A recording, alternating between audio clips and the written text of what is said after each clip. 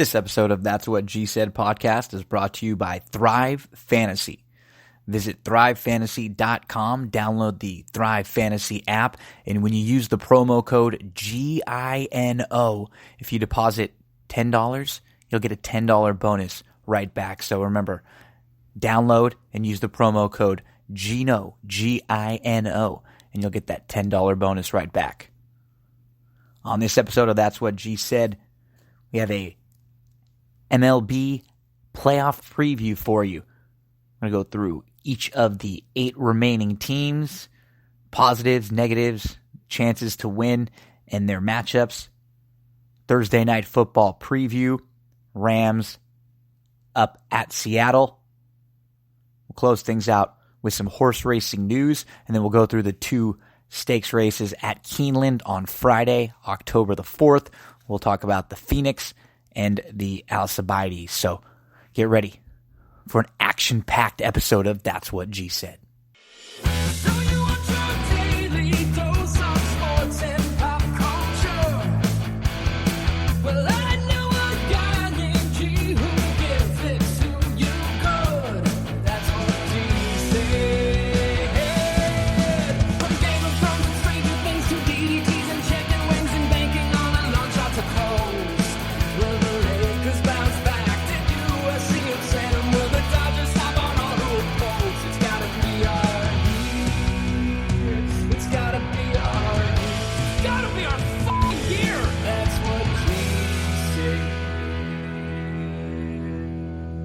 It's October the 3rd, 2019. That's What G Said podcast. And whew, I love this time of the year, folks. Hope everyone's doing well. Thank you for streaming, downloading, tuning in, listening, and whatever which way you are. Just quickly, before we dive in, I mean, right now, NHL just started. The baseball playoffs going on. It is probably the biggest week in professional wrestling in a long, long time, with All Elite Wrestling and their new show on TNT. WWE has NXT on USA 2 hours, and they're debuting WWE on Fox on Friday. NFL and NCAA football in full swing. We have big weekends in horse racing, Breeders' Cup prep races. It is just NBA training camp. The Lakers have their first game on Saturday. We've already had some NBA games going on. Unbelievable. Right now I'm at the point where Stephanie and I are 1 month away. So we have our weekly doctor's appointments now that we're going to. We had a little one of the first child care classes that we had to go to a little earlier tonight. So just busy all around. Absolutely love it. Won't be talking a whole ton of college football this week just because there's so much going on. It kind of got lost a little bit in the shuffle. And to be honest, it's been a little bit unlucky last 2 weeks with the college football wagers, and we've dipped to 8 and 9. So we'll take a week off from the wagering, but we'll watch everything. We'll keep an eye on everything, and then we'll come back.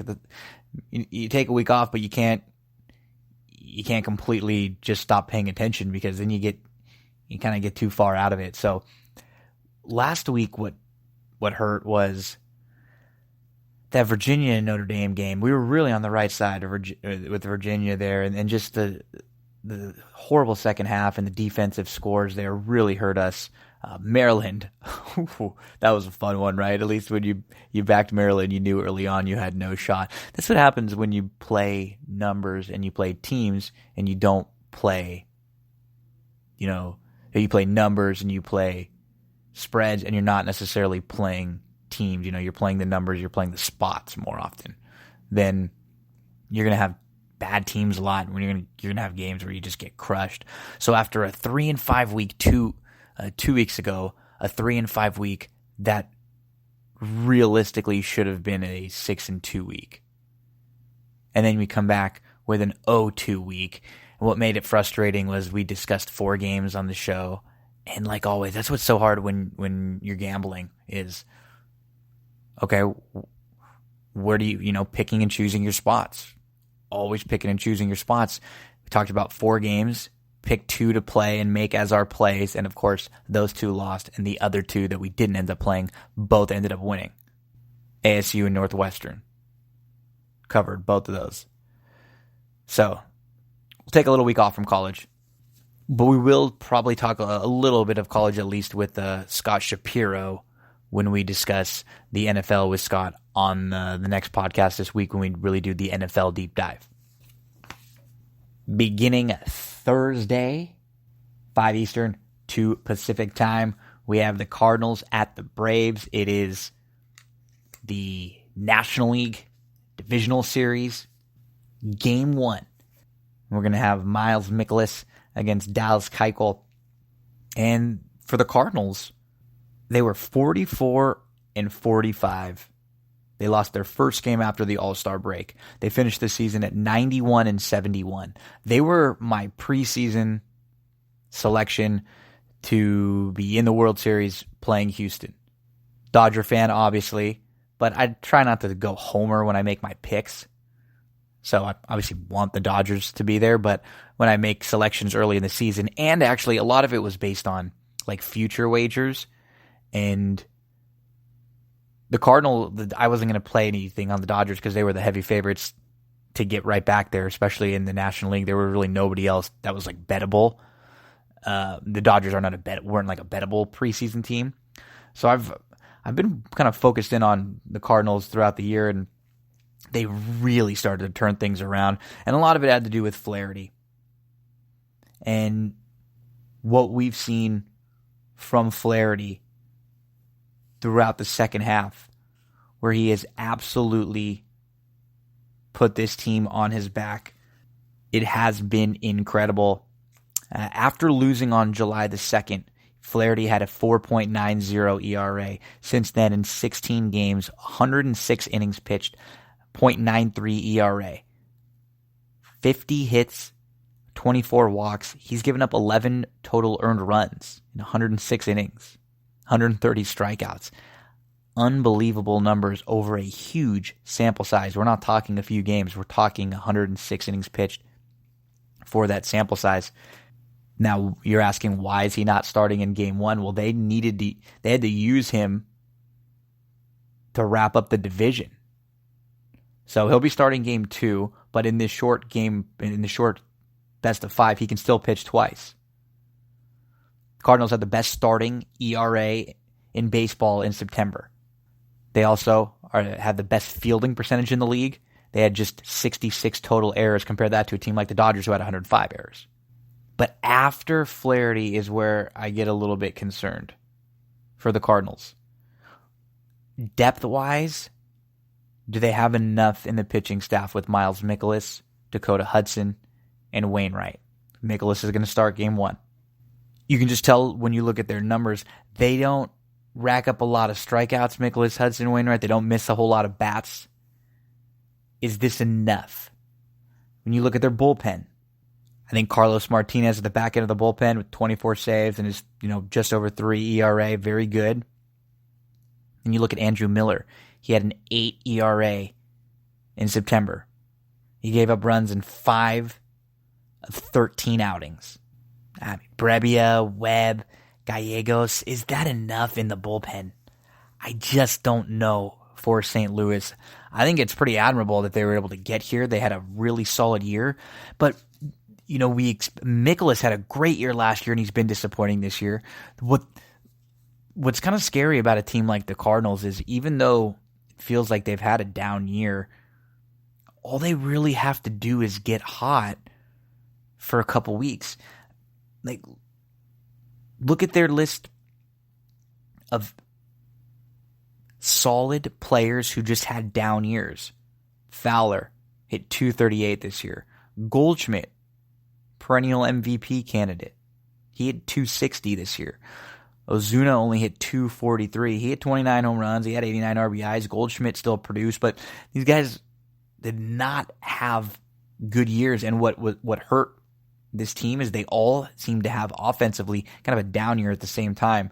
Carpenter hit 226. Molina hit 270. Bader hit 205. He went down to the minor leagues and came back up. Paul DeJong only ended up hitting 233. He did have 30 home runs. And when you look at this team overall, they only had 3 players out of the top 100 ranked by WAR: Flaherty, Wong, and DeJong. They did get a big spark from the rookie Tommy Edman. In 326 at-bats, he hit 304 with a 350 on-base percentage, 99 hits. He had 11 home runs, 59 RBIs, 59 runs, 36 RBIs, and 15 stolen bases. So maybe he could be a spark plug for them again in this series, just a short series. Cardinals were 2-4 against the Braves this year. You do have to deal with Colton Wong, who's banged up a little bit. Grade 2 left hamstring strain. Waka's been hurt, but he was really bad this year. Wong is huge. He was their best hitter as far as batting average is concerned. The most consistent hitter throughout the year for the Cards. You know, I liked them before the year, but when you look at the team on paper and you just compare them to everyone that's left, they really don't feel. When I'm ranking the teams, I would rank them 4th in the National League of the 4 remaining teams, and probably 3rd of the 4 remaining teams. So to me, they would be a long shot. But what's scary though is that they have some proven veteran players who, it doesn't matter really what happened the previous 162 now, when we know that, you know, Goldschmidt can get hot. We know that Ozuna can get hot. We know that Carpenter, Molina, DeJong are capable. We saw Mikolas do it last year. We've seen Wainwright do it before. And, you know, we've seen Andrew Miller there in the playoffs, Carlo Martinez. So that's what's tough with a team like the Cardinals, because on paper they just don't seem to have enough. But we don't look at the Cardinals in, for example, a team like the Rays, where the Rays are unproven. There are a lot of players that we don't know what they can do at this level, on this stage. Whereas we have seen some of these Cardinal players come through in big moments for other teams and in other spots. So Cardinals play the Braves, and just, you know, you look at them on paper and you're comparing the two. Like, the Braves are, their lineup, their top 4, their big 4 are 4 of the top 35 hitters using WAR. And then after that, there's a huge gap. The Braves finished this year, they are your NL East winner. They're going to be playing the Cardinals, who are the Central winner. And, you know, you have 4 legitimate studs who any year could be MVP candidate based on if they just have a slightly better year. Ronnie Acuna Jr., the 3rd ever 21 or younger to hit 40 home runs. Hitting 280, 365 on base percentage with 41 home runs, 101 RBIs, 37 stolen bases, 175 hits, 127 runs. One of the big 4, Albies. He hit 295 with 24 home runs, 86 RBIs, 189 hits, 15 stolen bases. He scored 100 runs. How about Freddie Freeman with his 38 home runs, hitting 295 with a 389 on base percentage, 121 RBIs. And then Donaldson, he had 37 jacks, 94 RBIs. He walked 100 times. He had a 379 on base percentage. Now, this Braves team won the most games they've won since 2003. They're a little banged up, though. Acuna missed some time late with the sore groin. Probably cost him a chance of being a 40-40 guy, and maybe cost him 10 points or so on his batting average. Freddie Freeman said he's had some pain in his right elbow for months. It was a bone spur. He took off 4 games. The Braves won 28 one-run games this year. They were 28-15 in those. That was the most of all the playoff games. So you have to take a look at that and say, okay, will that continue, or were they lucky, especially for a team who does have some bullpen questions? We'll get to that pen in a minute. But Donaldson also had a hip contusion. Ender and Ciarte is out. Talking about their strength as a lineup, but one thing that's not a strength of theirs is they strike out a ton. They have 7 players with over 100 strikeouts. Acuna has 188, Donaldson 155, Freeman 127, Swanson 124. They have 1,467 strikeouts. That was 11th in the league. So this was a Braves team that's been good the last few years. You know, they played the Dodgers in the playoffs last year. Dodgers knocked them out early, and we saw they had a young nucleus.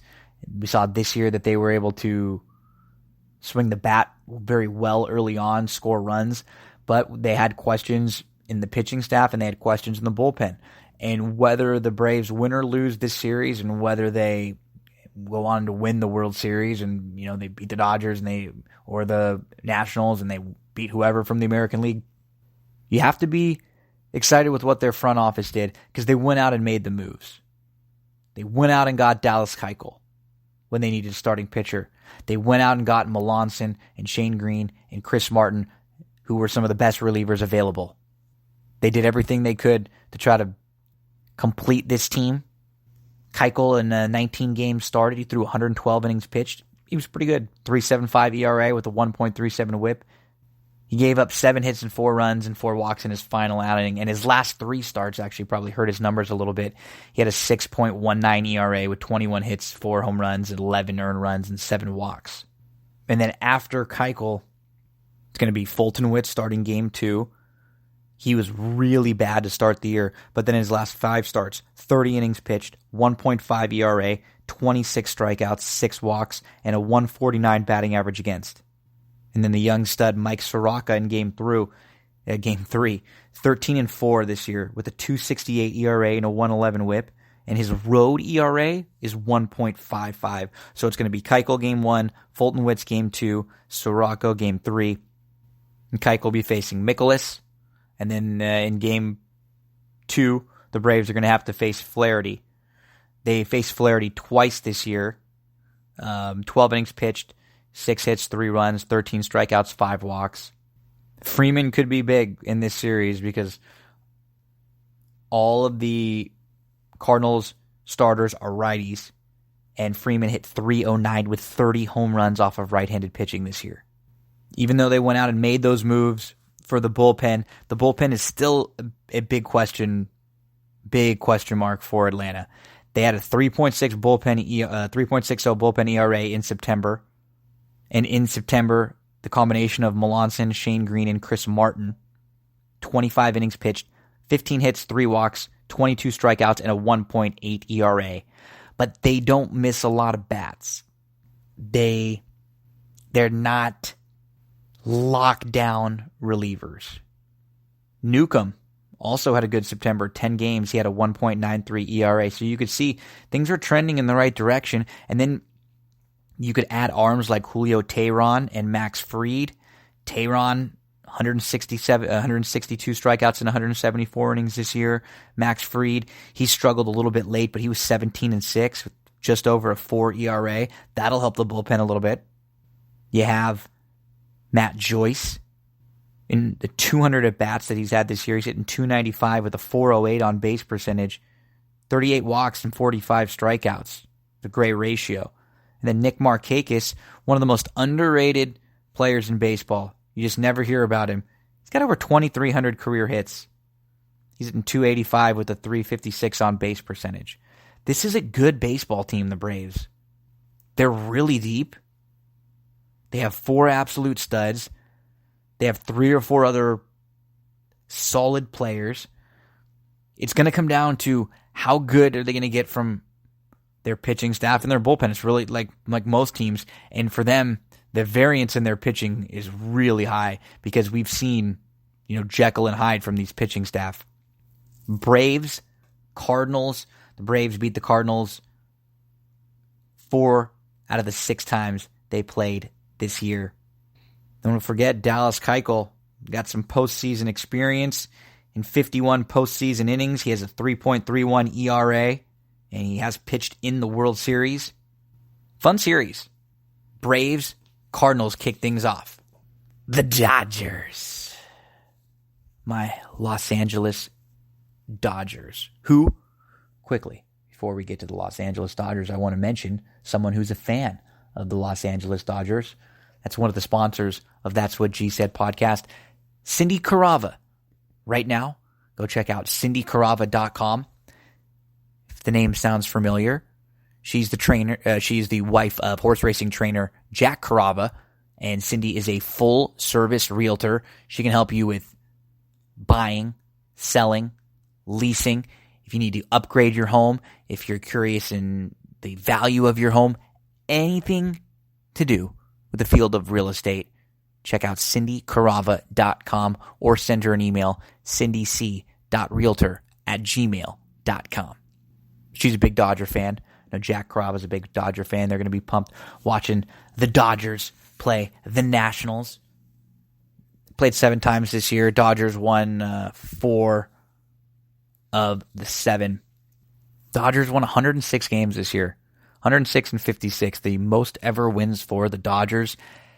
And I think a lot of the Dodger fans haven't really enjoyed it because you're coming off back-to-back World Series losses and it feels like the pressure is on. If you're a Dodger fan, I would just recommend one thing. Enjoy it. Enjoy the ride. Enjoy the process. I think, we get spoiled when our teams are really good and then we forget about bad years and bad stretches and we kind of expect that that'll never happen. I'm telling you, as a fan of the Lakers and the Dodgers, I thought the same thing with the Lakers, and then they've had a bad stretch of 6 years. And prior to this really good stretch for the Dodgers, the stretch wasn't great. And yeah, they haven't won the World Series, but they've been there a couple times, and I have a tough time calling a year disappointing when you lose in the World Series to a team like the Boston Red Sox or a team from last year or a team like the Houston Astros from a couple years ago. But nonetheless, the pressure is on this year. This is a deep Dodger ball club with a lot of experience from right at the top of the pitching staff. You have Game 1 starter Walker Buehler, 14-4 with a 3.26 ERA, a 1.04 whip. He threw in some big games last year. He was excellent when the Dodgers needed him most. He had 215 strikeouts, 37 walks, 182 innings pitched. He's going to start Game 1. And with Buehler, Ryu, and Kershaw, you had 3 all-star starters there, your top 3. That's as good a top 3 as any top 3, I think you have to say, other than Houston. And the Dodgers can have a say in that battle. And it wouldn't shock you if the Dodgers were able to outpitch Houston. The only problem is that's far away, and the Dodgers might not be able to outpitch the team that they're playing in this series. And I'm going to go through, the Dodgers, but I'm terrified of this matchup for the Dodgers playing against the Nationals. Because the strength of the Dodgers right here when we talk about, really it's their depth, but one of their major strengths is their starting pitching. And when you rank the best starting pitching staffs, Dodgers have some depth, but when you're talking top heavy, it's probably Houston, and you'd have to say Washington's right there with the 3-headed monster that they have.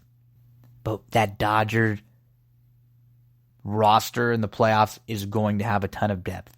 You're going to have Maeda, who's 10-8, 26 starts, but he had 9 games out of the pen. He's been very good out of the bullpen when he's had to transition there over the last couple years. Ross Stripling can go a couple innings out of the bullpen. 3.47 ERA, 90 innings pitched, 1.1 whip.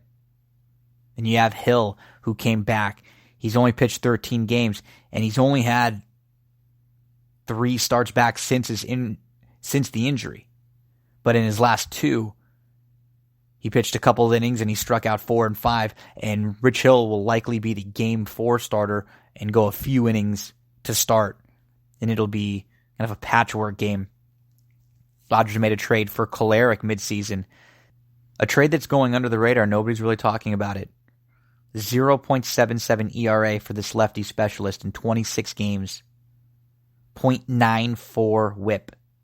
Then you have the 2 young guns, Gonsolin and May. We're recording this before they've finalized the Dodger roster.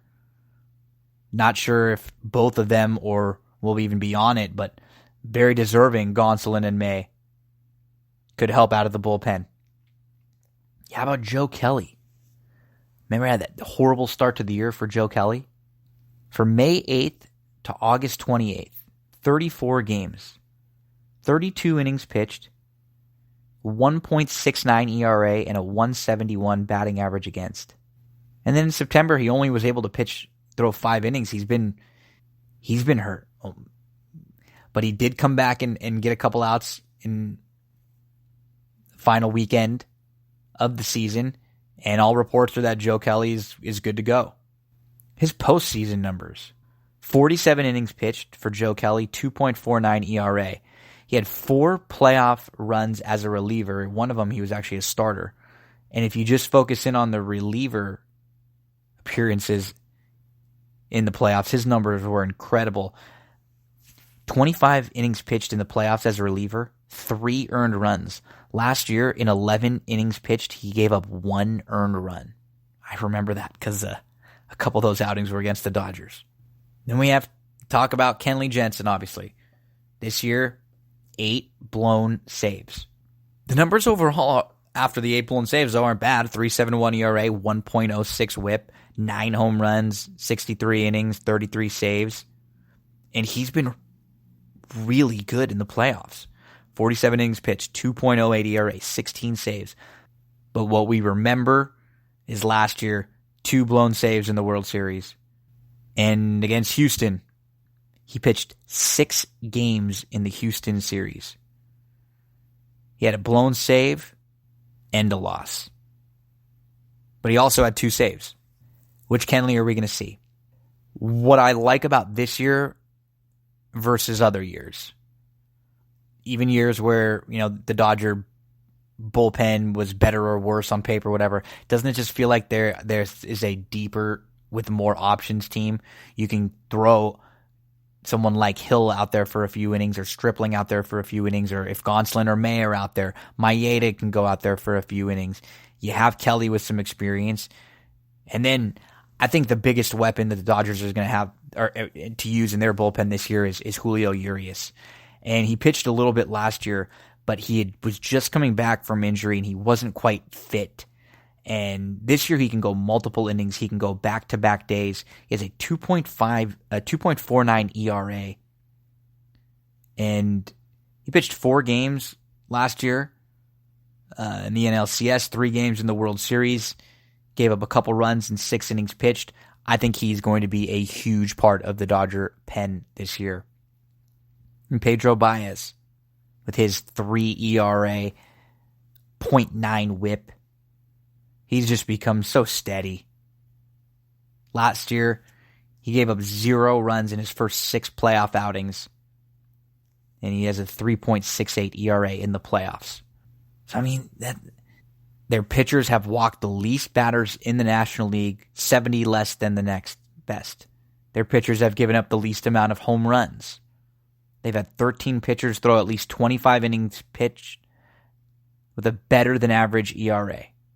They have 11 hitters with at least 150 at-bats and an above average OPS. One thing you have to mention when you're talking about the pitchers, Kershaw in the playoffs, over 152 innings pitched, 4.32 ERA. And it seems like every year he has a couple games and the numbers start to trickle down a little bit, and then he'll just have 1 or 2 really bad games. And when you look at it, like, he's had 5 World Series games and there have been 2 bad ones. And then another game that was not great. And that's what we remember. He's had some really good games, though. Last year he had a great game against Atlanta, great game against Milwaukee, but he got lit up against Milwaukee in one of the games. Boston beat him up a little bit.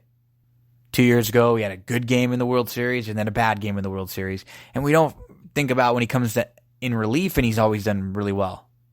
But at 432 now, over 152 innings pitched, those last couple of games last year really hurt him, and they they make those numbers look so bad. Feel like this is different, though. To me, this feels like a year where you hopefully won't need as much out of Kershaw as you've had to when he's been that number one ace this year. He's just one of three really good pitchers that you have. And then you get to the lineup. We're not going to have Alex Verdugo in the mix. He's hurt. Muncy's missed some time, but he's back. Turner's missed some time late. Hopefully he's healthy because he is been by far the most consistent hitter against the Nationals' big pitchers. He has a couple home runs and 5 RBIs, and he's hitting .286 against Strasburg. Against Corbin, he's hitting .375 with 12 hits and 32 at-bats, 2 home runs, 6 RBIs, and 4 walks. And then against Scherzer, he's got 3 hits. So Turner is going to be a huge key to this game because he sees the ball very, very well. And one thing we've seen with Turner is he's incredible in the postseason. 212 plate appearances, 56 hits, 7 home runs, 30 RBIs. He's hitting .313 with a .420 on-base percentage. He had a really solid year. He hit 27 home runs this year, 139 hits in 135 games. And then, I mean, you look at how solid this Dodger lineup is from top to bottom. You have Will Smith catching as your rookie. He has the 10th highest home run per at-bat rate in baseball. In 54 games, he has 15 home runs and 42 RBIs. Jock Peterson's not even an everyday player. He hits 36 home runs with a .339 on-base percentage. Jock has 6 playoff home runs. Seager had just a real steady, solid, under-the-radar type year. .272, .335 on-base percentage, 19 home runs, 87 RBIs, 133 hits. Then we get up to Muncy, who had 35 home runs this year and 98 RBIs, 90 walks, and a .374 on-base percentage. And then we have the likely NL MVP, Cody Bellinger, who just completely changed his game. And that's what we've seen this year from the Dodgers. And I just hope that they can transition it over into the playoffs. Their approach this year has been much better as a ball club, going the opposite way. It's not all just about power. Finding some holes. Bellinger, with his speed and the numbers he put up this year, .305 with a .406 on-base percentage, 47 home runs, 115 RBIs, slugging .629, 1.035 OPS, 95 walks, and 108 strikeouts. Look at that ratio. He had 170 hits, and he leads the NL in WAR. Then you have the other Dodger X factors in the depth. You know, Lux, the rookie who played in 23 September games, struggled a little bit late, but he could come up with a big hitter too. How about Freese, who's going to start? Freese hit .315 in 186 at bats. He had a .403 on base percentage with 11 home runs, and in the playoffs, he's been amazing. .295, 10 home runs, 36 RBIs, and a .365 on-base percentage. Pollock, he could have a big year, a big series, a big playoff run in general. He had 15 home runs this year and .327 in limited action because he was banged up. You know, you can get some pop from Kiki with his 17 home runs and Taylor with his 12 home runs. And Pollock's going to be key against Strasburg. He's 7 for 14 career against Strasburg with the home run. The matchup scares me for the Dodgers because of the pitching, but when you go through their depth, they are a very, very well-built ball club, and they should have no excuses. They're going to run into a Washington Nationals team that did just have to use Max Scherzer and Steven Strasburg, so we're going to get Patrick Corbin starting Game 3, and the Dodgers know Patrick Corbin very well from his years with Arizona. Turner and Freese have had good success against Corbin. Bellinger's been okay, but Corbin has done very well against Seager, and Kiki, Taylor, and Muncy. Limited sample size for the rest. So with Washington, it's the top of their rotation. We know they've got that big 3-headed monster. But then after that, that's why a 7-game series I would feel a little more confident as a Dodger fan. It scares me in a 5-game series because they're going to be able to use those pitchers a little bit more often. Because when you get to this Washington Nationals bullpen, it's Daniel Hudson, who's been very good. He was a former 16-game winner. He pitched for the Dodgers actually last year. And in 24 games for Washington this year, 25 innings pitched, 23 strikeouts, 4 walks, and a 1.4 ERA and a .8 whip, 6 saves. And then Doolittle, but that's not really scary at the back of the bullpen. That's not Scherzer, Strasburg, Corbin scary. Anibal Sanchez, you might get some innings out of him. He pitched Game 2 of the NLDS last year against the Dodgers in 2018 for Atlanta. He went 4 2/3, gave up 5 hits and a walk, 3 earned runs, and a couple home runs. So the Nationals beat the Brewers 4-3 in the wild card game, and Scherzer really didn't pitch that well. 5 innings pitched, 3 earned, 4 hits, 3 walks, 6 strikeouts. They actually brought Strasburg in for 3 innings, and then Hudson closed things out with the save. And, right off the bat, the Nationals were down. Second batter, Grandal hit a home run. Boom, they're down. It was a walk. Second batter, Grandal home run. Washington down 2-0 before they got an out. Then after a Thames home run, they're down 3-0 heading to the bottom of the second. Trey Turner came back and hit a home run, make it 3-1. Scherzer got out of a jam in the 4th. It was 3-1 to the bottom of the 8th. And Milwaukee had Hader coming in. Struck the first batter out. Then he hit the next batter. Struck the next batter out. Then a single. First and third, 2 outs. Walks Rendon. And then Soto with a base knock to right field. And an error made by the right fielder. He overran the ball. And it gave the Nationals a 4-3 lead. And they end up going on to win 4-3. It was Soto. Came up with a big hit. 34 home runs this year, 126 RBIs, and a 401 on-base percentage. He is an absolute stud. You look at this team, too. This is not a team that's just a pitching staff. Turner, 298, 19 home runs, 35 stolen bases in 122 games. Eaton, solid veteran. He played 151 games this year. He only played 23 in 95 games the last 2 years. His health has been a big reason why Washington was able to make the playoffs. He's been steady. While a lot of the key players have been in and out of the lineup. Rendon, 34 jacks this year, 126 RBIs, 412 on base percentage. He has 80 walks and 86 strikeouts. We talk about ratios. He's an MVP candidate. And then you've had some really solid veterans filling in the lineup as of late, like Howie Kendrick, 344 and 370 plate appearances, 17 home runs, 62 RBIs, and he's got 100 playoff at-bats also. And then how about Asdrubal Carrera? He's got 75 playoff plate appearances. He hasn't been great in the playoffs, but he has the experience. He has been great for Washington in 38 games. He's at 323 for them with a 404 on base percentage, 6 home runs, 40 RBIs, 19 walks, 18 strikeouts. Victor Robles is fast. He stole 28 bases this year. Suzuki, in 85 games for them. A catcher who hit 17 home runs with a 324 on base percentage. This is a good baseball team. You look through this team and there are not a lot of holes. It's just the bullpen. And if they score some runs early and their starting pitching goes deep into games, that might not matter. There's going to be Corbin game 1 with his 3.25 ERA, 238 strikeouts and 202 innings this year. And then Scherzer, in Scherzer's last 9 games, 50 innings pitched, 4.14 ERA, 9 home runs.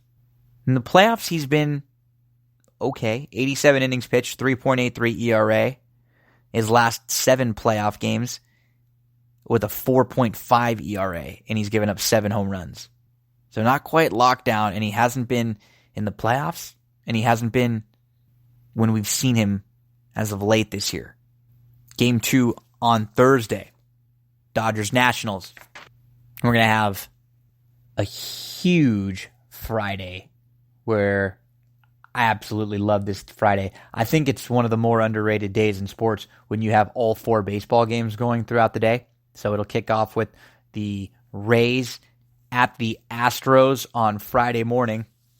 And the Astros are going to be, I just hate to say it, they're going to be so damn tough, right? I mean, you look at this ball club, and when I'm deep diving and doing the prep work, this is a 107-win team. We had 4 100-win teams this year in baseball. Astros 107-55. They have 3 incredible starting pitchers.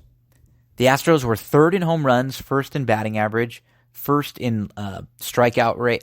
They had the lowest strikeout rate as far as their hitters are concerned. They're 3rd in bullpen ERA. They're 4th in defensive runs scored. They're 5th in stranding inherited runners. Above average save percentage. They're 1st in walks drawn. They are the World Series favorites. They deserve to be. With Verlander, Cole, and Greinke at the top. They have 2 players that struck out 300 this year. It's the second time ever teammates have both struck out 300 batters in a year. Randy Johnson and Curt Schilling did it in 2002. Since then, only Kershaw, Scherzer, and Sale have hit 300 Ks. Garrett Cole had 10 strikeouts in 9 consecutive games. That's a baseball record. The most strikeouts in the American League since Nolan Ryan. Garrett Cole's final 22 starts, he went 16-0 with a 1.78 ERA and 226 strikeouts. This team is 58-19 this year in games started by Verlander, Cole, or Greinke. And in a 5-game series, that's all you're getting. After the big 3, you have Urquidy, who's fine. Wade Miley, who will probably end up being more like a lefty out of the bullpen. The closer, Osuna, is steady. And then how about Will Harris? 5th best ERA plus of any reliever over the last 5 years. Nobody talks about him. Urquidy had a 1.5 ERA through 18 innings in September. Ryan Presley, the setup man, he missed a month from August 20th to September 20th. In his 4 games back, 4 innings pitched, 1 hit, 1 walk, 7 strikeouts, and a .9 whip. The Astros could have 7 players in the lineup with over 500 slugging percentage. Their only, if you want to call it a weakness, is I guess the catcher spot, where it'll be Chirinos or Maldonado. Nobody who really hits for average. Chirino strikes out a ton. Then you go to first base, and he's Gurriel, 31 home runs, 298. He had 104 RBIs this year. 343 on base percentage. Altuve hit 31 home runs and he had 298. He had a slow start to the year and he missed some time. Correa looks like he's going to be ready to rock. He had a back injury. He was out from May 26 to July 26, and then he played 25 games from July 26 to September 21st. He hit 244 with 10 home runs, 24 RBIs, 24 strikeouts. But when he's healthy, he's one of the best shortstops in the game.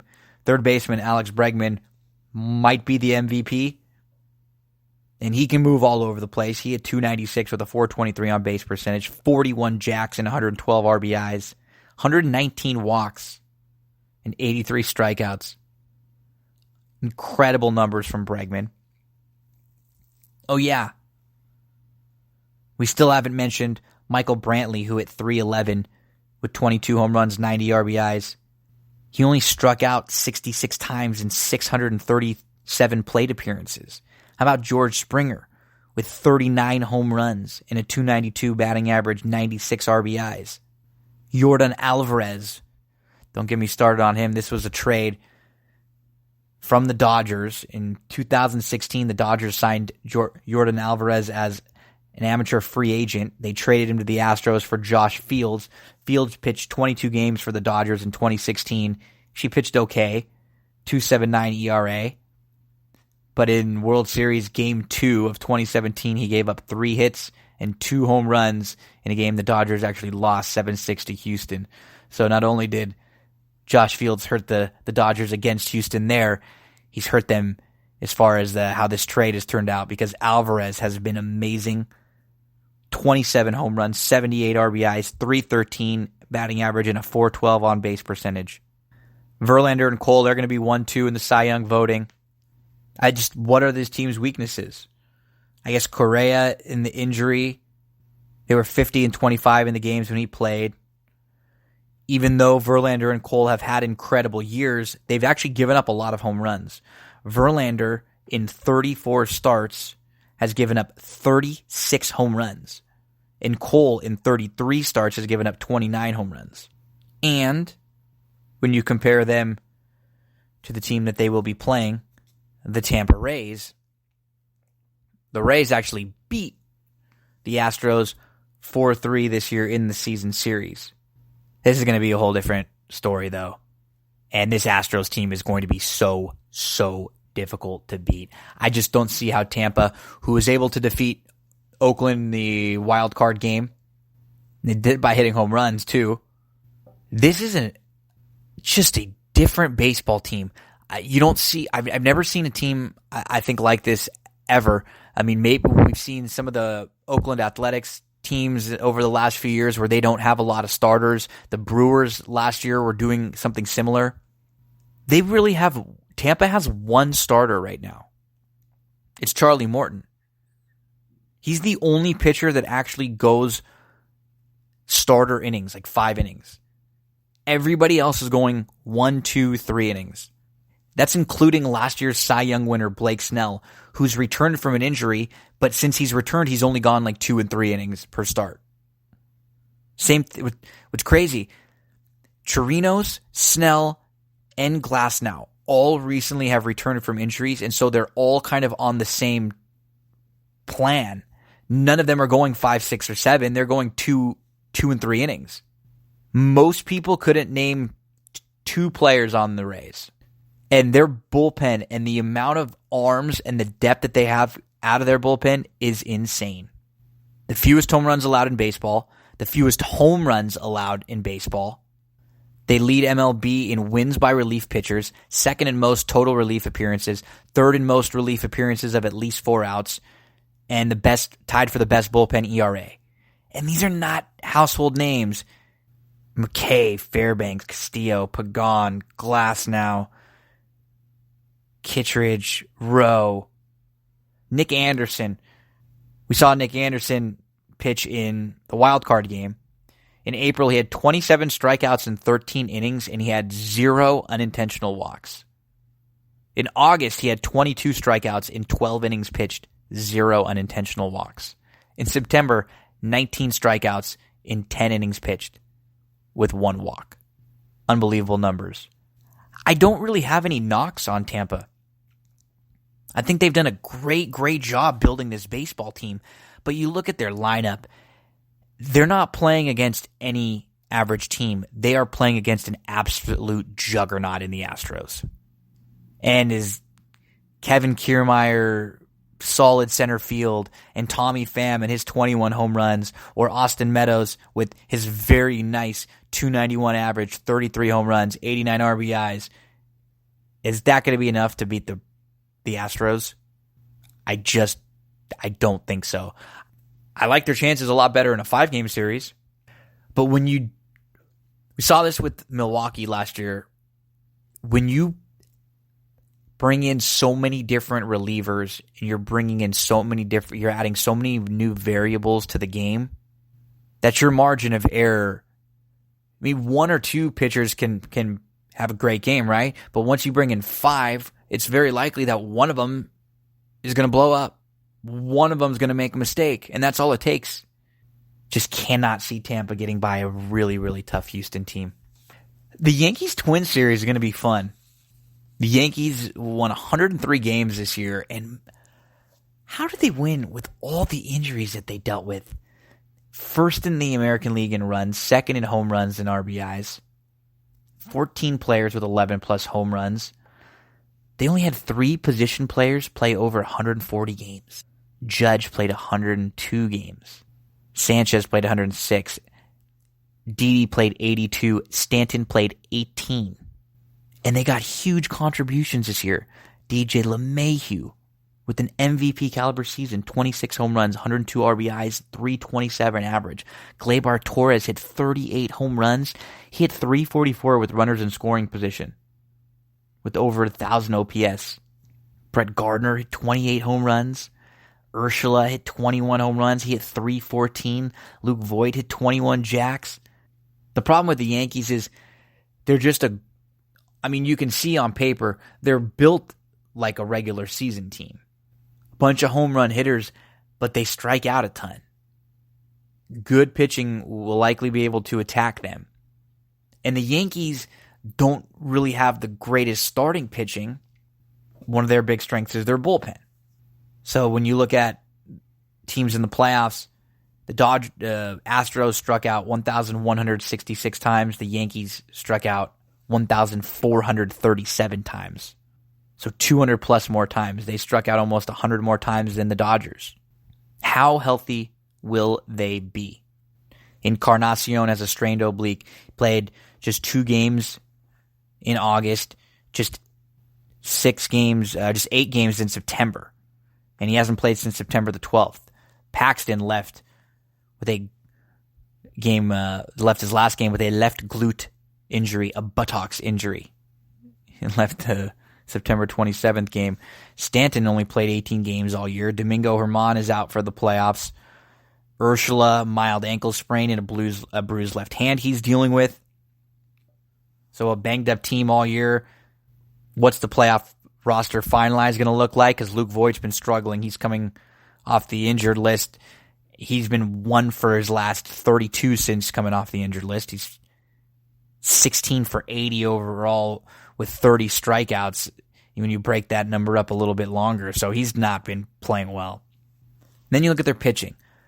Severino, 12 innings pitched with a 1.5 ERA. He's only pitched 3 games. 67 pitches, 80 pitches, and 72 pitches. Like, what are we going to get from Severino? And in the playoffs, he's not been good. He's a 6.26 ERA. Remember, he started the wild card game in 2017 and in 2018. He got lit up. In 2017, he couldn't even get through an inning. 1/3 of an inning. Gave up 4 hits and a walk and 3 earned run. He couldn't get 2 outs. In 2018, he started the wild card game. He went 4 innings, 2 hits, 4 walks.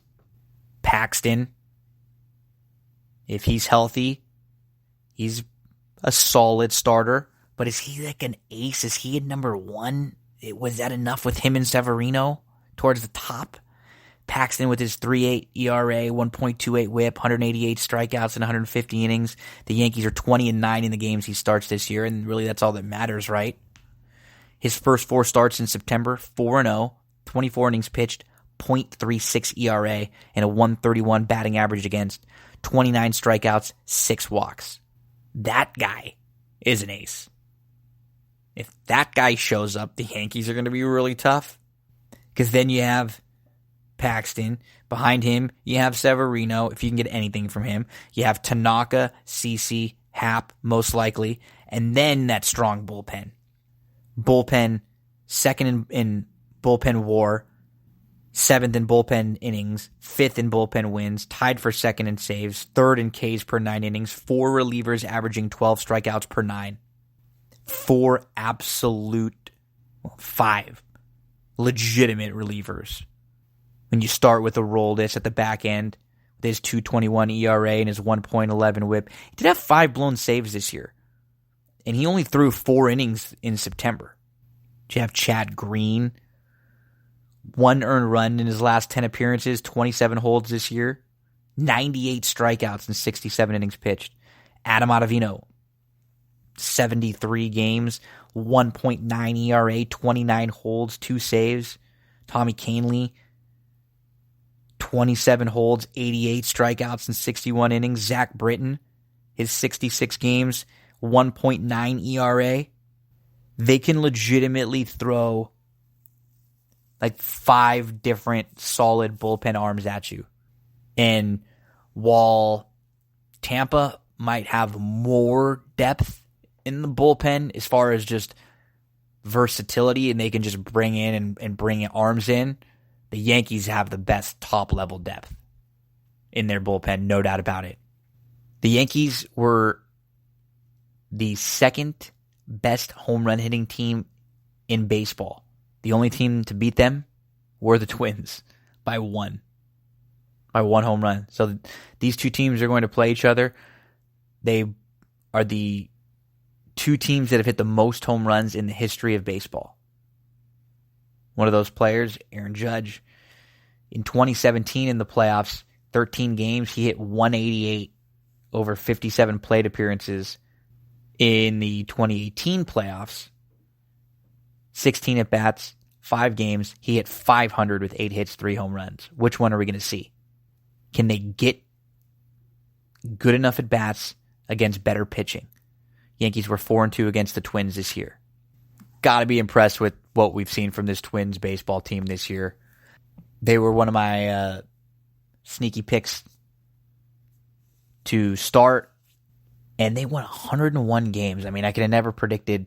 I thought they would be, maybe like an 88, 89 win team, maybe be able to sneak in a weak division.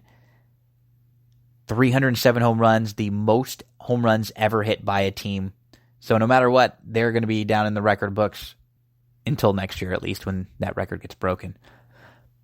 They are the only team ever to have 5 players with 30 home runs, to have 8 players with 20 home runs. Nelson Cruz hit 40 home runs with 108 RBIs. And he did this in limited games. Max Kepler hit 36 home runs with 90 RBIs. Miguel Sano hit 34 home runs in only 380 at-bats. Rosario hit 32 home runs with 109 RBIs. Mitch Garver hit 31 home runs in 311 at-bats. CJ Cron hit 25. Scope hit 23. Polanco hit 22.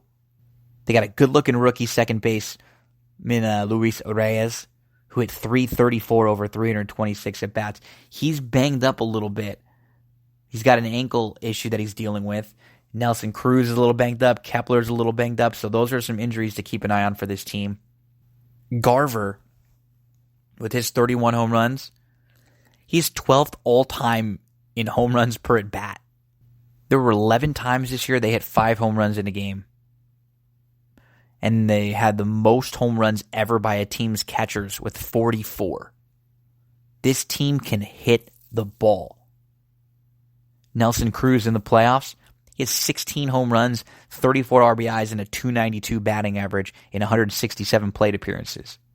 Well, so they hit the ball well. That means they must not have a good staff.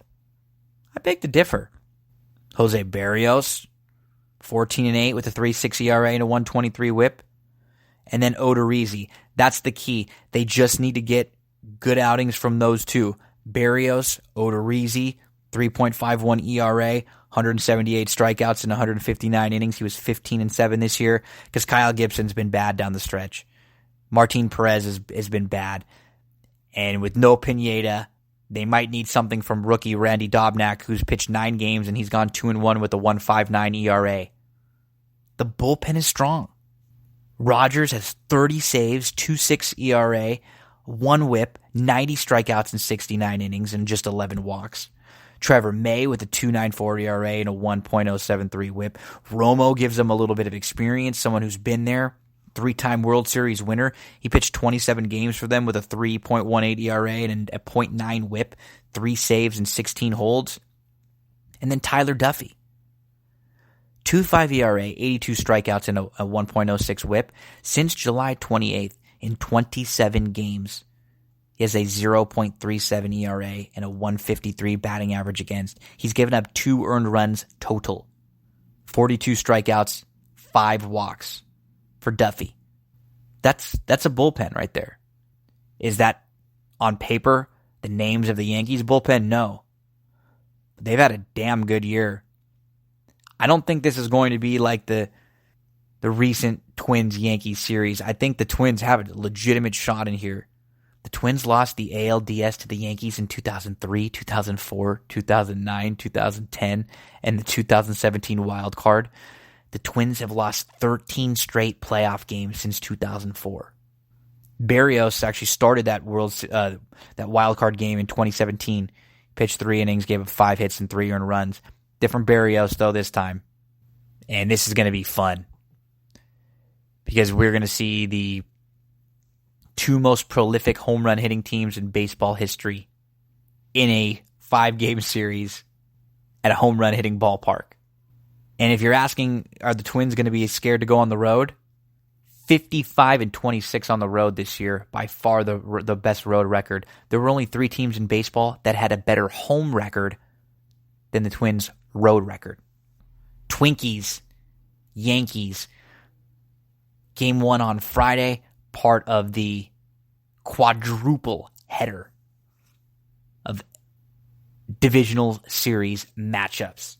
I'm going to get to a couple of your social medias thoughts. I want to say hello to Abraham Hosea. Said, hoping not to regret again the lack of a move a few years ago to get Verlander to solidify the starting staff for years. Kate Upton would look even better in Dodger blue than in Astro orange. Yeah, that might be one that haunts the Dodgers for years to come. They ended up not going and getting Verlander and ended up getting Yu Darvish. And it's funny, Yu Darvish actually pitched pretty well for the Dodgers to get them there, and he pitched very well in the first 2 rounds of the playoffs. It was just in the World Series, he blew up twice. That was Abraham Hosea. And then a guy says Atlanta is so good. They'll be hard to deny in the NL. The Cards are scrappy. Dodgers are somewhere in between the two. Nats are chronic underperformers and no signs of changing. Yankees pitching a bit sketchy. Astros pitching isn't. Twins might be the team to beat. That was from a guy. Always love to hear from all of you out there. Those were some of the tweets. Jim Bogart was talking Oakland Astros. This was a little earlier on. Joe Alessandro is posting about Mattress Mac, who's making big wagers on the Astros. He's been all over the news, making big $1 million wagers on the Astros as part of with his businesses. They've done this in previous year where they offer deals if the Astros win the World Series. So this year he decided, you know what, I'm going to go make a few wagers on the Astros so that way if they win and I end up losing money in his company because people end up taking advantage of the deals that he offers, at least it won't hurt him like it has in past years where he's done this in previous Super Bowls and the last time the Astros won the World Series. Doug Dwyer, good to hear from you, Dougie. He liked Tampa tonight, but I think he had a rough few days because I think he needed the Brewers. Doug. Stan Ware says the Dodgers will beat the Astros in the World Series. Dodgers over the Nationals in 4, Dodgers over the Braves in 6, Astros over the Rays in 6, Yankees over the Twins in 7, Astros over the Yankees in 5. Okay, good to hear from you, Stan, with your 49ers looking good. Sal Bruno said, with my A's, who will be eliminated tonight?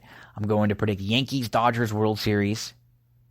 And then Becky says, if it comes down to Houston and Atlanta, my nephew Chris and I will be the two in each other's faces in the stands. We're a matched set. Nice to hear from all of you on the social medias. Changing sports, heading over to football. We have the Thursday night football game coming up. It is Rams at Seattle. And this game opened, the Rams were 2.5-point favorites. It's now Seattle as a 1.5-point favorite. And the over-under is 49.5. Rams got beat last week by Tampa. They allowed 55 points. But honestly, it was not as bad as it looked. The Rams turned the ball over a couple times. Offensively, they were able to move the ball. The Rams couldn't run the ball at all. And Goff just made a couple bad decisions. He had some really, really good throws in there too. I think people saw that game. They get a little cold on the Rams. But he saw Seattle win last week. But you know who Seattle beat? They beat Arizona. Let's look at the Rams wins now. The Rams won at Carolina. That win's starting to look a little bit better because we're noticing that the team around Cam in Carolina is not bad. The Rams beat the Saints. Okay, and that was a tough game. Breeze got hurt. And then they won at Cleveland. Now that game's starting to look a little bit better. And Cleveland's defense is actually pretty good. Then you have a home loss to Tampa where you just don't play well. And I'm willing to give the Rams a mulligan for that last game.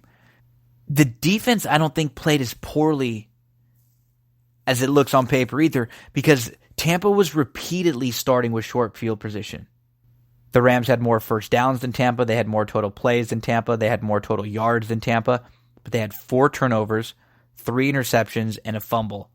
And they only had 28 rushing yards. They also had 13 penalties for 106 yards. In a big shootout like this, you turn the ball over twice and you're done. They turn the ball over 4 times. And what's crazy is even after all of this and missing a field goal, they still had the ball down 48-40 with the chance to tie. Still down, they were down 8 with 2:35 left. And they threw a pick 6. Looks worse on paper than it is. Rams have won 3 of their last 4 at Seattle and the last 2 up at Seattle. And here's what I like about that loss for the Rams last week. I don't think the Rams looked really good throughout the first 4 games this year, but what was a positive for them is they were winning. If you don't look good, but you continue to win, it's hard to really make wholesale changes, right? I think that was a wake-up call for the Rams. I expect to see things different. Yeah, and it's on a short week. Gurley's starting to voice his frustration a little bit. I think we're going to see a lot of Todd Gurley in this game, and we're going to see a better Goff, not make as many mistakes. People were ripping Goff, and he hasn't looked great. But if you complete 45 passes, you're not awful. He's just inconsistent. Great pass, bad pass. Great pass, bad pass. He had 517 yards, 2 touchdowns, 3 interceptions. The Rams, where they're struggling, people are giving Goff crap. Gurley and the Rams haven't been able to run the ball well. Their offensive line is currently ranked number 32 by Pro Football Focus. Dead last. DFL. Yes. Behind Miami, behind Cincinnati. Dead last, the Rams. This offensive line that was very good the last couple years. They made a couple changes this year. Their new additions to the offensive line have been horrible. And the returners have regressed badly. This offensive line needs to improve quickly. It doesn't matter who's behind the offensive line. If they're that bad, if it's Goff, if it's Gurley, if it's any quarterback or running back, they're in trouble. So far this year, 17-9 against the spread with our NFL picks. We were 3-3 last week. We're going to play the Rams straight up in this game at plus 110. Rams money line plus 110. It's going to be our Thursday play. Make sure to keep an eye out for the next podcast, and we'll break down all of the Week 5 NFL games, and we're going to have Scott Shapiro on to talk about his best bets of the week. Rams up at Seattle. Let's go Rams to win this game straight up, plus the 110. I think they have a big bounce back week. Horse racing. Before we get to Keeneland Stakes, let's get to the news. War of Will, Preakness winner. He will be pointing to either the Breeders' Cup Classic or the Breeders' Cup Dirt Mile. He was 3rd last out in the Penn Derby. It was a bounce-back effort. It was not a bad race for War of Will. Owendale, Oklahoma Derby winner, pointing to the Breeders' Cup Classic or Dirt Mile. Prince Lucky and Cole Front, both possible for the Dirt Mile. Todd Pletcher trainees. We just saw Cole Front win the Parks Dirt Mile. We saw Prince Lucky finish 2nd in the Kelso. Mitole. Unbelievable year for Mitole. He arrived at Santa Anita. They're still deciding on the Breeders' Cup Sprint or the Dirt Mile. McKinsey will have a new rider. Bob Baffert has said that he will take Mike Smith off of McKinsey, the likely Breeders' Cup Classic favorite, who was a disappointing runner-up in his prep race for the Classic. Guarana will be pointed to either the Breeders' Cup Distaff or the Filly and Mare Sprint, so she has options. She lost for the first time in the Cotillion. Secret Spice, who was a runner-up behind Paradise Woods, she'll be either in the Distaff or the Filly and Mare Sprint, so they have options. They might be cutting Secret Spice back. Your 2-time Breeders' Cup Sprint winner, Roy H., will not be a 3-time winner this year at least. Foot issues since being scratched from the Dubai Golden Shaheen. He won't make the Breeders' Cup. They said they don't think he is done racing, though. Does look like McKinsey, Seeking the Soul, and Higher Power will all be going to the Classic, and Mongolian Groom, who beat the three of them, needs to nominate for $200,000 to get into the Classic. Donna Veloce, a maiden special weight winner, very nice looking filly at Santa Anita on September the 28th, crushed, was in hand, very impressive. They're thinking Breeders' Cup Juvenile fillies with her. Pee Wee Reese, stakes winner, likely to be nominated to the Breeders' Cup Turf Sprint for the $130,000 fee after a recent prep win. Mirth, wire-to-wire winner of the Rodeo Drive, gets a fees paid berth to the Filly and Mare Turf. Catholic Boy, who's working, could be Turf Mile, could be Dirt Mile, could be Classic for Catholic Boy for the Breeders' Cup. Huge weekend for Ebel Cedillo. Won the Grade 2 John Henry with Cleopatra Strike. Won the Grade 1 Awesome again with Mongolian Groom. Won the Grade 2 Zenyatta with Paradise Woods. He had 3 career graded stakes wins before last weekend. He won 3. That was a good DRF stat from Steve Anderson. And if you haven't heard, daily racing form now, drf.com, all of the news and all of the articles are free. Before, you could get like 10 free a month, or you could read a few free, but now even if you don't have an account, you can get all of those articles and all the information there for free, which is great.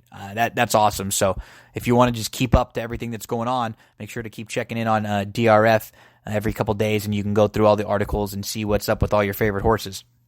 Bricks and Mortar will be leaning towards the Breeders' Cup Mile over the Turf.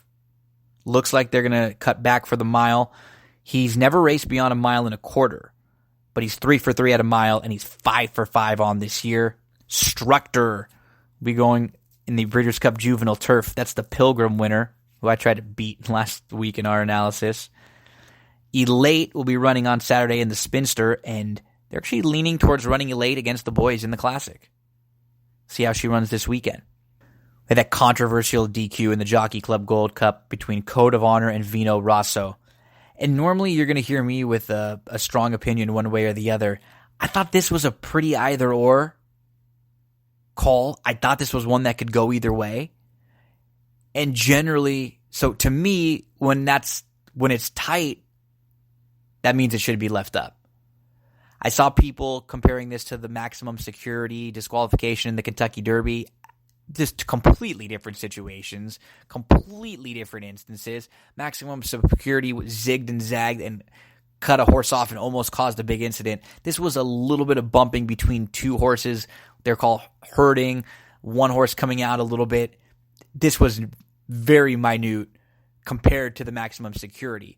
But in the scheme of a DQ, I thought this one could have gone either way.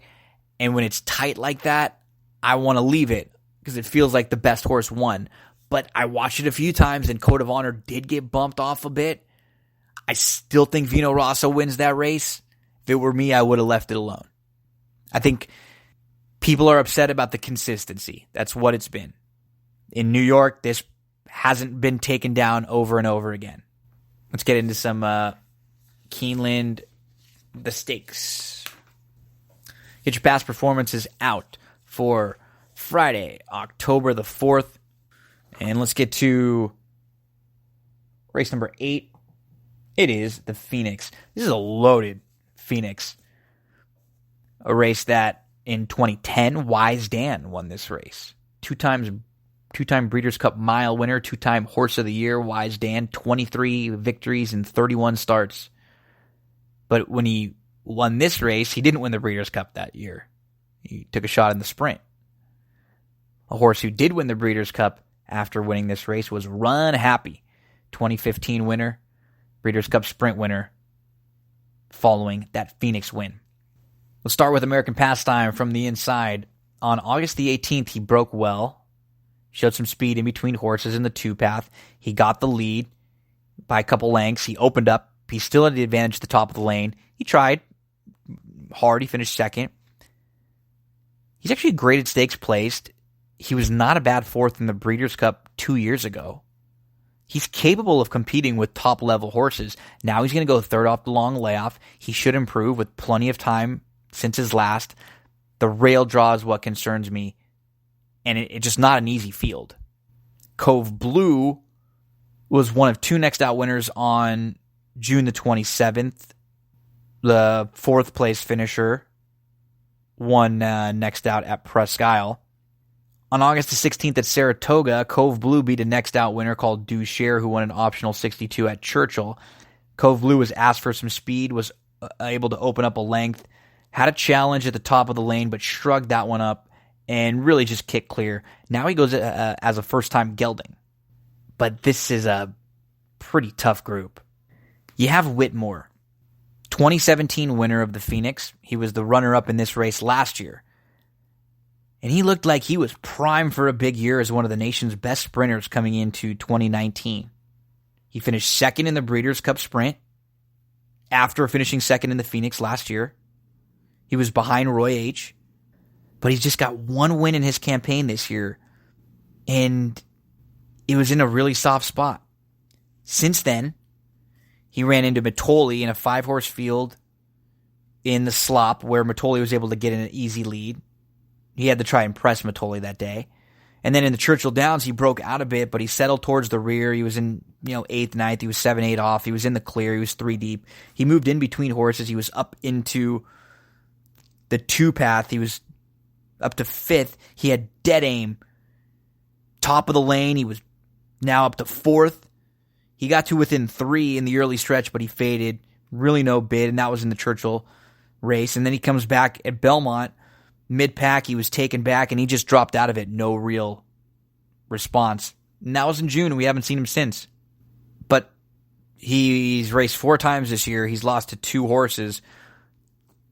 Catalina Cruiser is 3 for 3, and Matoli's 5 for 6. So, again, while he's been a little bit disappointing, he hasn't really been defeated by slouch horses. Recruiting Ready. He was a fine 3rd in the True North back in June. He battled hard all the way, and then he went to Del Mar, and he was favored in the Bing Crosby in a grade 1. It was a good start, but then he was 4 deep, he was pressing, he was 3 deep, he just never got into it. No bid as the favorite. Came back to win last time out, he moved through the inside, he got the lead, kind of just put away a field that he was better than. I wouldn't talk you off Recruiting Ready, just like a few others more in here. Diamond Oops has got a big shot. He's a grade 3 winner. Let's look at his last couple. On June the 29th, he was not in a great spot early. He was in between. He was in a group of 5. They were all close. He was waiting behind. He had to take back a bit. Then he had to angle all the way around 4 deep. He was 5 deep in the middle of the stretch. It was actually a really good ride on June the 29th. Came back on July the 27th. That was a really strong Vanderbilt. Matoli, Imperial Hint, Frenzy Fire, Strike Power. He sat a close-up 4th, 5th. He was just 2 off. He was in the 2 path. He stayed in the middle of the track, which was the good part of the track. He was no match for Imperial Hint, but he actually outfinished Matoli. Outfinished Frenzy Fire, Strike Power. Those are legitimate animals. Diamond Oops, big shot in here. I would make Diamond Oops my top selection. Hog Creek Hustle has become very consistent. His 5 races under a mile, they're pretty hard to knock. He's one of 2 3-year-olds that are going to be facing older in here. His last start on August the 24th, he broke well, but he was taken back to 8th, 9th. He was 8 off. They kept him in the clear, though. He was widest of all. Literally lost a nose bob. He had the lead the next stride after the wire when he finished second behind Mind Control. He needs a little pace to run at, but I mean, he's a nose away from being a back-to-back grade 1 winner. Look who he lost to 3 starts back. Mr. Money. That was the start of Mr. Money's 4-race win streak, where he won 4 grade 3 races, and then Mr. Money finally just lost when he was barely defeated by a neck in the grade 1 Pennsylvania Derby. I don't know if there's going to be quite enough of a duel to set up for Hog Creek Hustle, and I just like him a little bit better at 7. Even 6.5. 6 feels just a tad short for him. And what do we do with promises fulfilled? Last year's winner of the Phoenix, he has fought some big battles since that race. 4th in the Breeders' Cup Sprint. Then he opens this year in Dubai in a race where he actually ran really well after a bad start, and he was off the pace a bit. Came right back with a good 3rd in the Grade 1 Churchill Downs behind Matoli. Then he overpowered a less talented group on July 6th. Last out, he drew the rail. It was a slow start. Then he shot through to battle on the inside of Matoli. He was all in early, and he dropped back. It was one of the worst races of his career, and it was over a bad rail at Saratoga. The only other 2 races there he's been that bad were legitimate excuses when he was going long in the Florida Derby and the Kentucky Derby. He is obviously capable. He's really quick. I just don't want to take too short of a price on him. But he's the one to catch. And he's a classy now 4-year-old. Engage is kind of a cool, I don't even want to say new face, but he's in a new barn. And he's another one who's never, just doesn't show up with bad races. He just transferred barns. He moved from Trad Brown into the Asmussen barn, and he was able to improve second off the bench, and he beat Bon Raison, who had just defeated him, outfinished him previously. So we saw Engage show some improvement, whether it was second off the bench improvement, because he hadn't raced from September of 2018 to July of 2019. So we expected Engage to improve a little bit last time out. Maybe it was a little bit of improvement for Asmussen, whatever it was. He's the type of horse who could get a really good trip in here. So there are 2 horses that I'd be looking to bet based on what their odds will probably be. And that's the 5 Diamond Oops and the 8 Engage. And whichever one of them comes up a better price, that would be the horse I play. And I'd be using both of them in the late in all the late exotics. Engage broke on top. He sat just off 3 deep, never more than 2. Loomed up 3 deep at the top of the lane, took the lead. It was very professional. And then he was able to hold off Bon Raison, who was coming late. Heartwood is the 9. And he's just one that I have to just watch. Probably the first ever horse who prepped for the Keeneland Korea Sprint in Seoul, South Korea, with a race at Belterra Park. But he raced at Belterra in July, and then after that, he went to Seoul and raced in a Group 1. I'm just going to be watching today. He's going to have to deal with Whitmore and Promises Fulfilled, who he wasn't better than before, and I think he might be just a step off today after that trip. I went to Korea less than a month ago. South Korea. The very fast Zip On By was just a 25 claimer last year. I just don't know if he can compete at this level. He bobbled and he got to the lead in the 2-path. He dealt with a challenge from the inside, but he quickly opened back up. I mean, he's coming out of a 4.5 furlong race at Mountaineer. So we know he's going to be trying to get involved early on, and we know he has some speed. And then a big long shot, Lexitonian, rounds out the field. He's facing some tough older. He's a Grade 3 winner, and he beat Grade 1 winner Mind Control. Jack Sisterson's done a really good job with Lexitonian, and with his barn, this just seems like a tough spot. Before we get to race number 9 at Keeneland, which is the Grade 1 Alcibiades, the Darley Alcibiades, I want to let you know about Thrive Fantasy. So I figure you're all listening to this right now. You like to gamble a little bit. You like to gamble on sports. Stop what you're doing real quick. Go and take a look at thrivefantasy.com. Go download the app. I'm asking you a favor, so I'm going to give you something in return. If you go right now and use the promo code GINO, when you deposit $10, you'll get a $10 bonus right back. So as long as you deposit $10, you'll get a $10 bonus right back. Go do it right now. You'll have $20 in the account. You can take a look, play in some of the contests. I just got involved in a contest last week for $5. I ended up winning 80. It's a DFS app for prop bets. So if you've played DraftKings or FanDuel or anything like that, where you have to set up a lineup using a salary cap, similar strategy, but you're picking props to make your lineup. You're not picking individual players. It's props. For example, will Tom Brady throw for over 100 250 yards. It'll assign a point total to over and a point total to over. You make your 10 picks. Then you also pick 2 in case of emergency picks. Go look at it. If you have any questions at all, just shoot me a message. But remember, the key, use that promo code GINO. If you deposit at least $10, you'll get a $10 bonus. Let's close things out with Keeneland, race number 9, the grade 1, Darcy Alcibiades. Darley Alcibiades. I was combining Darley and Alcibiades, and I got to Darcy. Let's see some of the previous winners of this. How about Stephanie's Kitten? She won the 2011 Breeders' Cup Juvenile Fillies Turf after she won this race. She's also the 2015 Breeders' Cup Filly and Mare Turf winner, and she was second in the 2014 Breeders' Cup Filly and Mare Turf. That was a little different, though. Dirt track, synthetic surfaces, turf surfaces. This field, we'll start with the one Gone Glimmering. So these are your 2-year-old fillies going a mile and a 16th. And everyone in here, except for Micheline, will be going a mile and a 16th for the first time. Gone Glimmering is 2 for 2, and she visually very, very impressive. In her debut, she was a step slow, but she moved into contention without really being asked. It was an easy W. She beat a couple next out winners. And then last out, slow start from the rail. She tried to move to the 3-path in between. Then she checked badly. She dropped back. She lost 3 lengths. She lost all the momentum. She came on again without being asked, and she opened up easily. It was very impressive. Don't know who she beat, but I'll tell you this. I wouldn't talk you off her.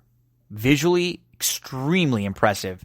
And when you're looking at this field, there's nobody in here with like really gaudy numbers and figures. You know, if you're a speed figure or speed ratings, don't exclude the one from some of your exotics.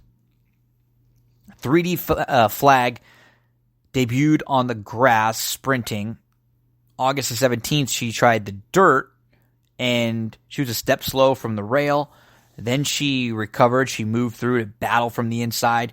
She pushed through to the lead. She dealt with a little bit of pressure from the 1-5 favorite, or she dealt with some pressure, and then the 1-5 favorite was getting a perfect trip right behind 3D Flag battling. And that favorite looms up, opens up about a half length, 3/4 of a length, mid-stretch, but 3D Flag battles all the way back. It was really determined. Impressive for 3D Flag to come back and get the win. And the one that she beat, Joy Is Me, just came back to win a maiden special weight. That was the heavy favorite that day that looked like was going to beat 3D Flag easily. Long Shot, another one I wouldn't really talk you off. Blinkers on for the 3, Spitefulness. She's going to have to improve, though. She sat 3 off. She was able to move through the inside, was able to take the lead, and what happened was the favorite couldn't handle the turn, and so it made things really easy for Spitefulness. So she took advantage of a favorite who blew the turn, and she still couldn't hold off a late challenge. So again, Spitefulness in here wouldn't be against Alondra. Filly debuted for Shug, and in her debut at Saratoga, she broke quickly. She was in between 3 horses who went for the lead. She ends up clearing off by about a half length. She was headed at the top of the lane by the favorite, Slam Dunk, who had actually had a race of experience under her belt. She battles back from the inside and then starts to draw off Alondra, and she beats a horse named Impeccable Style, who comes back to win a maiden special weight at Churchill. No knocks on Alondra. Won't talk you off her. That's what makes this race fun, is that like Perfect Alibi is a multiple graded stakes winner and deserving to be favored in here, but she hasn't gone long. She doesn't have big figs, and all of these fillies can really improve from 1 start to 2, 2 starts to 3, 3 starts to 4. The 5 is Micheline, who has raced twice, both on the grass. And what she has as an advantage over everyone in this field is that she's gone long twice. And nobody in this race has gone a mile. Nobody in this race has gone a mile and a 16th besides her. The only horse that's gone a mile is Air of Light. So Micheline, we know distance is no issue for her. Now she's a 2-year-old filly. Her dam won the Grade 1 Spinster on the synthetic, but did win twice on the dirt, first time out, and in the Grade 2 Black Eyed Susan. On September the 1st, Micheline was too deep, mid-pack, was 5-6 off, angled out at the top of the lane, took a few strides to get going, still a little bit green, late, even in drawing off, but she gets the win there. Upside in a fun race to bet. British Idiom, debut Saratoga winner. She sat 2 off early. She worked her way up in between and 3 deep, right on the lead, just off the lead at the top of the lane. She put away her rival and drew off. Can't really knock that performance first time out. Now she got to stretch out and go from 6 furlongs to a mile and a 16th. Wouldn't talk you off. I thought Gone Glimmering from the inside has a shot. We're talking about Alondra, Micheline, British Idiom all with a shot, 3D Flag. Really good race. And we're getting to a Perfect Alibi now, who's a multiple graded stakes winner, a Grade 1 winner. I liked her a lot last time out. I liked her in both of her last 2 starts. She started well. She was waiting, and then she picked the spot, kind of 6 off. She moved to the inside, right up into contention. She snuck through. She got right onto even terms with Frank's Rocket. Took till about mid-stretch, but she got advantage, and she was able to kick clear and open up. And it feels like she could run all day because she's a grindy type. She doesn't have a real big turn of foot. Perfect Alibi. But she deserves to be favored in here. I just don't want to take a really short price on her when you have all these fun, lightly raced fillies with some upside.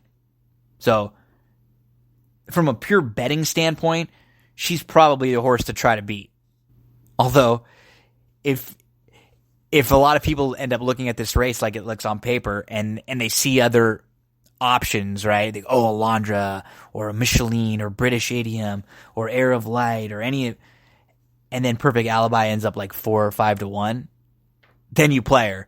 But I just don't think you can play Perfect Alibi in a field like this at under 3 to 1. It's all about wagering, folks. It's not just about picking the winner. If it was, there'd be a lot of people who made a lot of money. With the takeout, with racing being difficult, big field, it's picking the winner and picking it, finding value. If you just pick chalk over and over, you're not going to ever make money. You're going to end up losing money. You're going to feel like I'm cashing a lot of tickets, but why am I not winning? It's because you're picking chalk. You're better off losing and betting a bigger price than you are betting the favorite to win most times. Yeah, it's true. Air of Light, the 8. She stretched out, and on September the 13th, she was able to clear the field from the outside. She crossed over. She had to work hard, and in the stretch, she held off like 3 or 4 different challenges. I was very impressed with this win. Just another one who you look at and plenty of upside, can continue to improve. Sequin in here, making the first start on the dirt. Tried grass a couple times. And Sequin had a good start, but she took back a few lengths. She was in the 2 paths. She was 5th, 6th. She angled to the center of the course with dead aim, and she couldn't get by a 43 to 1 shot, take it back. First time on the dirt. The dam did win her debut on the dirt. It was in the slop. And then she won 3 times, a couple on the dirt, and then 1 on the slop. 12 to 1 on Sequin. Marcassi with the 10, Western Taffy. So we have the outside 3 horses who will all be trying the dirt for the first time. Western Taffy has 6 sibs that have raced, 4 winners, 3 won on the synthetic, 1 on the dirt.